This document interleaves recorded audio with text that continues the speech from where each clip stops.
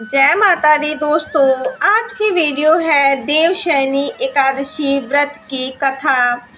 इस व्रत को करने से भगवान विष्णु प्रसन्न होते हैं। इस एकादशी का नाम पद्मा है। अब मैं आप सबको पौराणिक व्रत कथा सुनाती हूँ। कृपया आप सब इस व्रत कथा को मन लगाकर सुने। कथा इस प्रकार है। सूर्यवंश में मंधाता नाम का एक चक्रवर्ती राजा हुआ, जो सत्यवादी और महान प्रतापी था। वह अपनी प्रजा का पुत्र की भांति पालन किया करता। उसकी सारी प्रजा धन धान्य से भरपूर और सुखी थी। उसके राज्य में कभी अकाल न पड़ता। एक समय उस राजा के राज्य में 3 वर्ष तक वर्षा नहीं हुई और अकाल पड़ गया। प्रजा अन्न की कमी के कारण अत्यंत दुखी हो गई। अन्न की कमी के कारण राज्य में अग्नि भी बंद हो गए।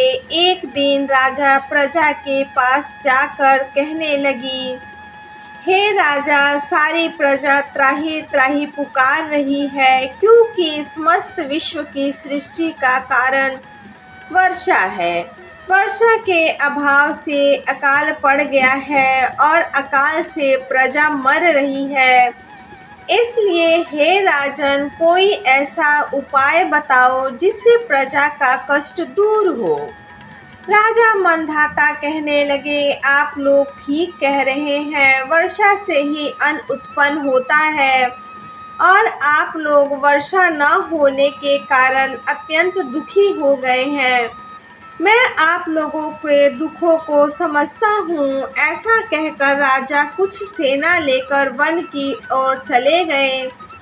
वह अनेक ऋषियों के आश्रम में भ्रमण करते हुए अंत में ब्रह्मा जी के पुत्र अंगिरा ऋषि के आश्रम पहुंच गए। वहां राजा ने घोड़े से उतरकर अंगिरा ऋषि को प्रणाम किया। मुनि ने राजा को आशीर्वाद देकर कुशल क्षेम के पश्चात उनसे आश्रम में आने का कारण पूछा। राजा ने हाथ जोड़कर विनती भाव से कहा, हे भगवान, सब प्रकार से धर्म का पालन करने पर भी मेरे राज्य में अकाल पड़ गया है।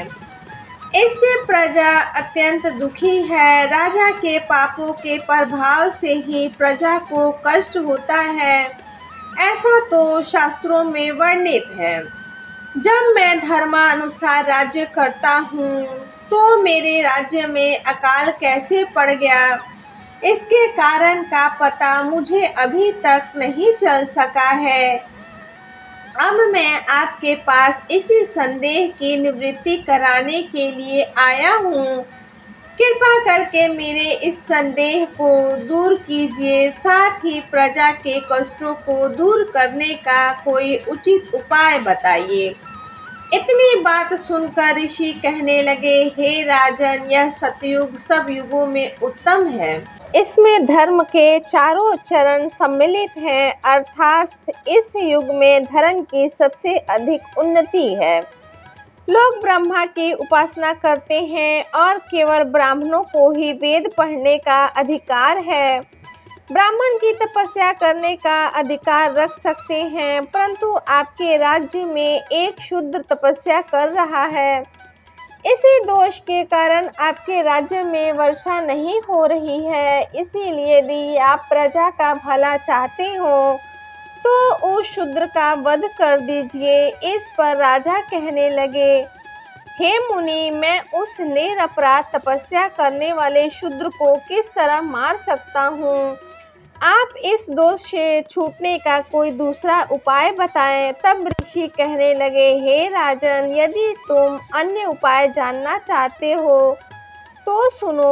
आषाढ़ मास के शुक्ल पक्ष की पद्मा नाम की एकादशी का विधि पूर्वक व्रत करो। व्रत के प्रभाव से तुम्हारे राज्य में वर्षा होगी, प्रजा सुख प्राप्त करेगी।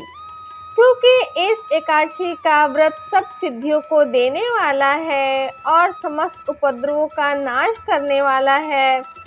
इस एकादशी का व्रत तुम प्रजा, सेवक तथा मंत्रियों सहित अवश्य करो। मुनि के इस वचन को सुनकर राजा अपने नगर को वापस आया। उसने विधि पूर्वक पद्मा एकादशी का व्रत किया। उस व्रत के प्रभाव से वर्षा हुई और प्रजा सुखी हुई। अतः इस मास की एकादशी का व्रत सब मनुष्यों को अवश्य ही करना चाहिए। यह व्रत इस लोक में भोग और परलोक में मुक्ति देने वाला है। इस कथा को पढ़ने और सुनने से मनुष्य के समस्त पाप नाश हो जाते हैं। तो दोस्तों, ये थी मेरी आज की वीडियो अच्छी लगी हो तो वीडियो को लाइक करके मेरे चैनल को सब्सक्राइब जरूर कर दें। अपना कीमती समय देने के लिए दिल से शुक्रिया। Thanks for watching.